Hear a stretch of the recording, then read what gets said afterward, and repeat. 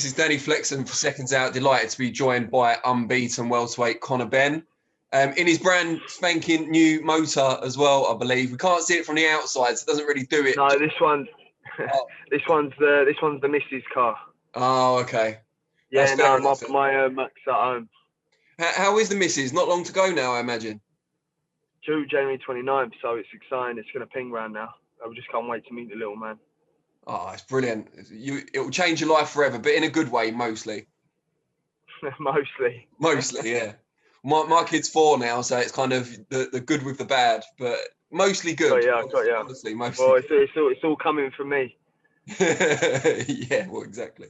That's the concern, isn't it, for both of us? Last time we saw you out, Sebastian Formella, last month. Before we talk about the performance itself, how did you feel finding out on relatively short notice that you were going to be the main event after the Dillian Whyte fight fell out? It don't really faze me, to be honest. I've headlined before. Every time I go on a show, whichever the show is, there's always the same expectation as if I was the main event anyway. So it don't really make any difference to me. I'm built for the pressure, and you don't fold under. I don't fold under that sort of pressure. Every time I've had to step up, I've delivered. So it don't really didn't bother me whatsoever. It's a privilege, as a matter of fact. And it was an excellent performance, almost universally praised across social media, from pundits, ex-fighters. Everyone seemed to love it. Do you feel now that you're finally winning round all the skeptics that were out there before? And do you even care about that? Say that again, sorry? I said after the reaction to your performance, which was almost universally positive, do you feel you're finally winning over some of the skeptics out there? And do you even care about that? I ain't really bothered, to be honest, man. Because if you start listening to praise too much, you can then, don't listen to the praise and don't listen to the hate. Listen to the people who are in your camp who are heavily involved in your career. Apart from that, don't listen to the naysayers. Don't listen to those who listen. You got to remember, people said I wouldn't get to half of where I am now at the beginning of my career, but if I listen to them, I would have jacked it in. So it's nah, man. There's a lot left to learn still, and I'm showing that. So fighting Sebastian Formella was about doing a number on him, which I done. I beat the boxer. So as far as people questioning my ring IQ and my skill set, you should have taken that opportunity to beat me now, because I said they've missed their chance. I'm on the up, and what I've done with Sebastian Formella, they had nothing for me to worry about. And when I got in there, I beat what was presented in front of me. The same way, if they put anyone in front of me, I'll match it. I'll match whatever they bring. I thought the most impressive thing, and there was a lot of great qualities in your performance, but the fact that you never got greedy, even when you had success, you didn't go in recklessly and try and have a tear up. You stayed disciplined, you picked your shots, shot selection was really good. Does that show how much you're developing? Because the CONOR BENN of a year or two ago might have, steamed in to try and finish it unwisely. Well, with a mature fighter comes patience. So, and that's what I displayed. Normally, I have to knock him out to win a fight, or that's how it seems anyway. So, me giving him a beating over 10 rounds, which I done quite comfortably, very comfortably, as a matter of fact. I like someone who can open up against me, not someone who's just going to cover up. Yeah, he was covering up. Yeah, he was a little bit tricky at first, but he's an experienced fighter. He's like former world champion, went the distance with Shawn Porter, and in my opinion, I had him way more banging trouble than Porter did. Way more banging trouble. So I definitely believe I'm the heavier handed out of the two. Would I fight Shawn Porter next? Of course I would. I think he came with plenty of ambition in the build-up and in fight week, but I think you stamped your impression on the fight in the first couple of rounds, and that put him into his shell. The first round. He was moving on his bike in the first round, and then I pinged him straight with a jab, knocked his head back, and I think from then I started landing some body shots, and I think he just didn't want to know nothing about me. People are going, yeah, he didn't look all that. That's because I made him look average. I made him look that way. He's took a few undefeated records. I made him look that way. And before this fight, there were attempts made to match you for the British title against Chris Jenkins. For one reason or another, they didn't come to fruition. What's the route for you now? And do you feel you're beyond British level now and looking at either European or fringe world? What is your path? I don't think you can ever go look beyond British. I mean, British title is British title, and there's some great domestics to be made. But as far as beating Formella, beating three-time European challenger, Juicy Coivela, banged him out in 2 rounds. I've now stepped up again to beat Formella in better ways than Shawn Porter did. So I'll do that comparison because Shawn Porter was a great fighter. And, there was times that the fight, I could have had him out of there. Could he have done 2 more rounds with me, Formella? I don't think so. Does he put me fringe world level? Yeah, I agree with that. Yeah, it does. I'm a contender. So, I'm ranked now in WBA rankings. Obviously, I've defended my belt numerous times now. I'd like the Samuel Vargas fight next, the Adrian Granados. Would I go to the States and fight him? Would I go to his hometown in Canada? Yeah, I would do that. But then again, as I said, would I fight Shawn Porter next? If they offer me that, I would fight Shawn Porter next year. But of course, again, that's another fight I'd take. So those are the sort of fights I want. Beating Formella, put me in the world scene, in the world mix. What's contributed to this growing confidence? Because you've never been kind of shy about your abilities, but you've been realistic, and I think you're being realistic now. So what about your performances have you particularly looked at, and it's made your confidence grow to this level? So what, as you just said, realistic. If I was shouting, "Oh, I'm gonna be this and be that," I think like, yeah, he's nasty, delusional, and that's the truth. I'm just keeping up with you again. The British scene, great rivalries to be made. But me beating Formella the way I did over 10 rounds shows that I can box over the 10, as well as show heavy punch output through the whole 10. And I had a breather in round 7 and round 8 because I tried to get him out there in the 6th, and then I placed myself for the 7 and the 8th, and then the 9th and the 10th I come on strong.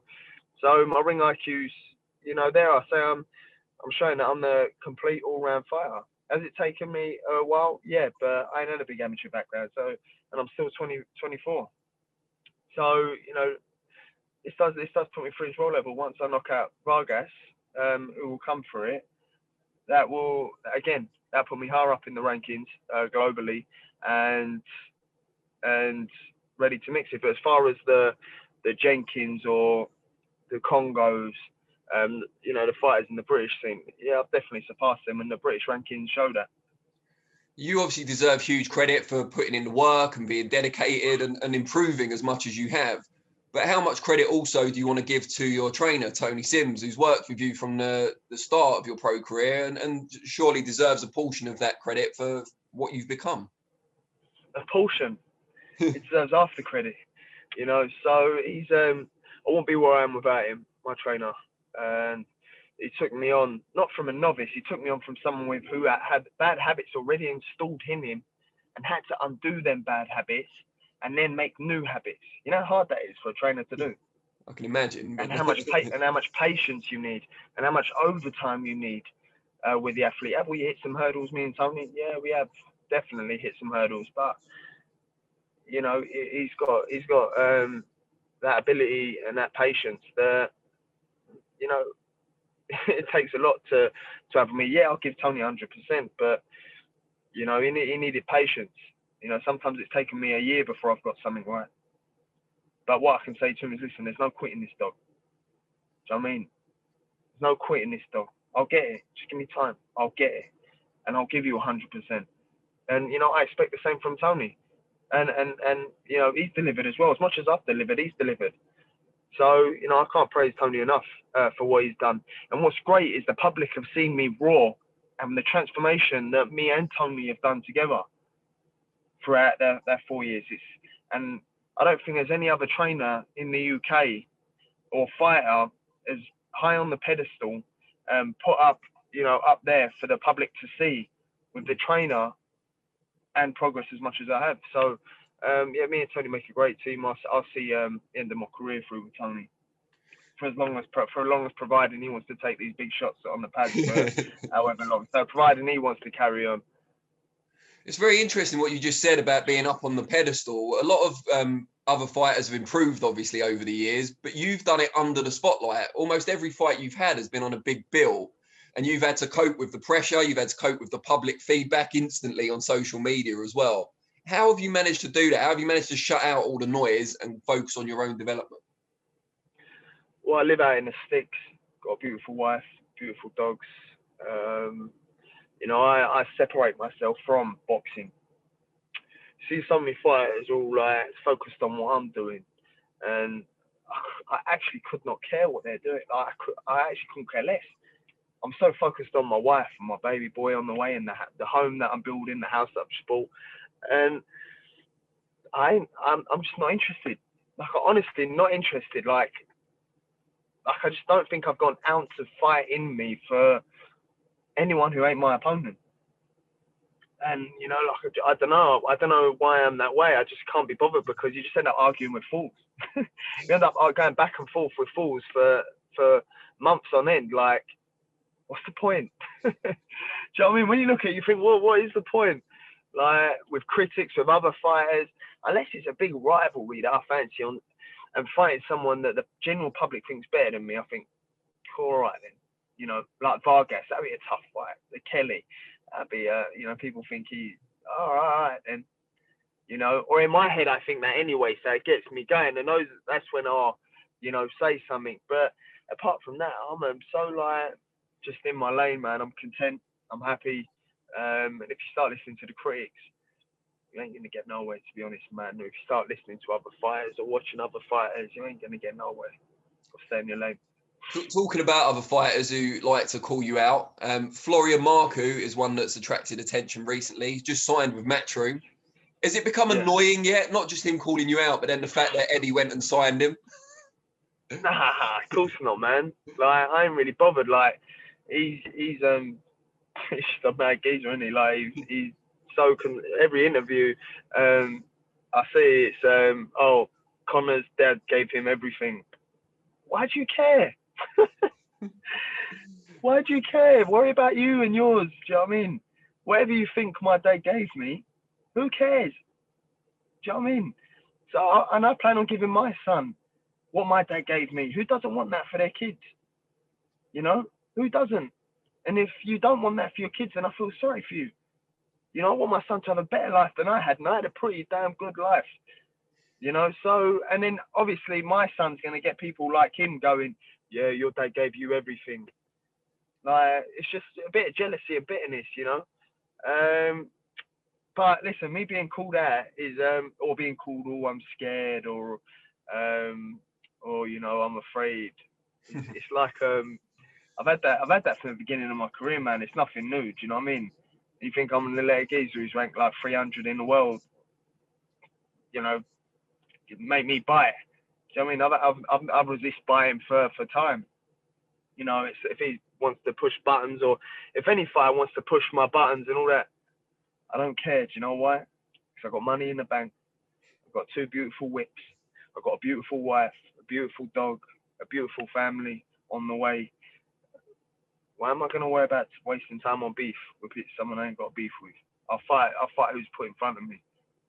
Just to quickly address that point about having everything given to you, I did a video before your last fight just saying I think it takes as much as, if not more, kind of character to get yourself out of bed, go to the gym and want to do something hard when you've got all the advantages. You know, your dad was a boxer. You knew you were going to get scrutiny on you, different to any other prospect in Britain. And you still chose to go into boxing. You still chose to get up every morning and run and all that sort of stuff. And I think that's tough, knowing that you've got those. But I don't know what. Nothing was given to me. And if people who say things were given to me, they're insulting my dad. They're insulting him, because my dad wouldn't raise me that way. Do you know what I mean? That's why I am the way I am. That's why I'm so level-headed. Even now at this stage in my career, people thought I'd change. This materialistic thing, that don't make me. This ain't what it's about. I've lived this life. I've lived a blessed life. I've lived a very privileged life. I don't come from the ends. I don't talk like I'm from the ends. I don't try and pretend to be man, them, and all that. Do you know what I mean? You know, and that's not the way I am. Do I love to fight? Yeah, I love to fight. And you think I'm going to let someone, you know, make me regret my blessings. How ungrateful is that? Think I'm going to let some other fighter go, make me want to regret my blessings and make me feel like I can't be blessed and then fight? You'll always get a guy like him. Do you know what I mean? You'll always get guys like that or people like him in this world. And you know, you get fighters like that, just bitter and jealous, and I expect my son's going to get the same, and I feel sorry for them people. That's all I can say about that. But you know, I'm blessed, man, and I sit back and I count my blessings every single day, and I'm so grateful. Do you think it says a lot about your character that you didn't fight because you had no other option? You fought because you chose to. That's kind of a big thing, I think. Yeah, I could have been anything I wanted to be. Yeah, I honestly could. You know, I could have been. Yeah, so I could have been anything I wanted to be, and I sort of fell into this. It weren't like, oh yeah, let's make a quick buck and fight. It just sort of happened, and now it's like, well, we're here. You know, and people question my my motivation. If it was for materialistic things, I would have called it quits a while ago. It ain't nothing to do with materialistic things. I think it's reaching my full potential and being the best that I can be, and you know, showing people that you ain't got to come from, you know, the end, the projects, the ghettos, you know, come from nothing to be a fighter. You ain't got to.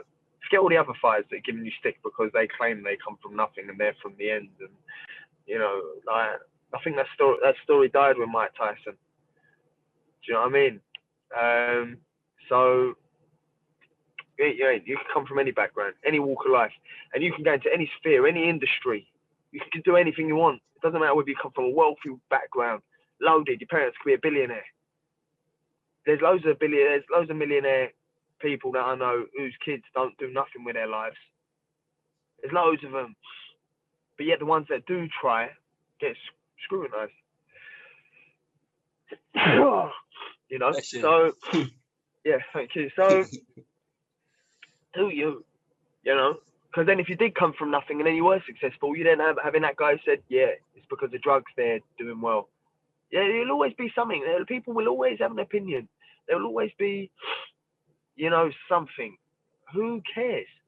Who really cares? Like, I actually don't care. It's just, I find it quite amusing that people have that much interest, bitterness and jealousy to make me subject of topic all the time. And it's like, wow.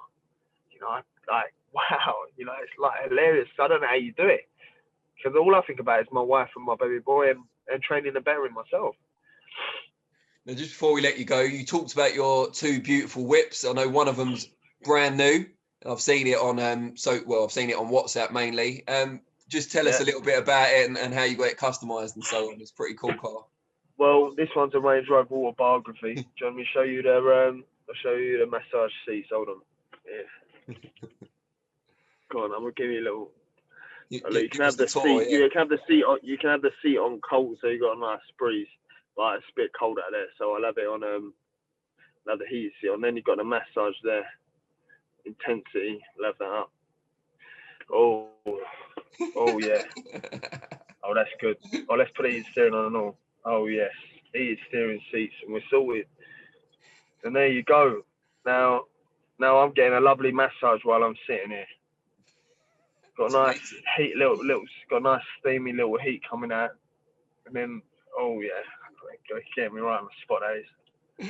I hope you're getting some of that Range Rover money. I hope you're getting some of that Range Rover coin. You're doing them a favour. Well, this is for the missus, because obviously she's pregnant. So we got the TVs in the back. So I'll show the TV. You want to see the TV? Yeah, go on. All right, go on. I'll show you the TV. Only because you asked.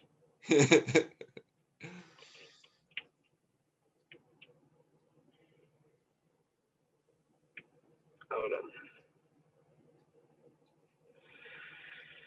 Oh.